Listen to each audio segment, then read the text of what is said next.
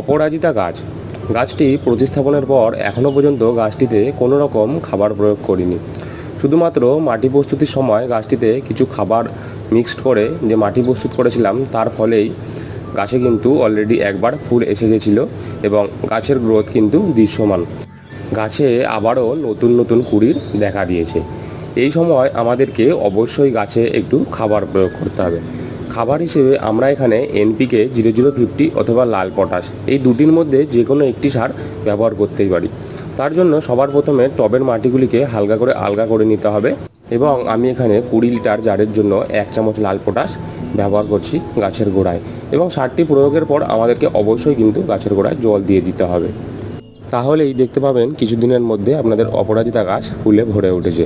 আমি অলরেডি চ্যানেলে অপরাজিতা গাছের পরিচর্যা সম্পর্কে কিছু ভিডিও আপলোড করে রেখেছি। ভিডিওগুলি ভালো লেগে থাকলে অবশ্যই কিন্তু লাইক করে দেবেন।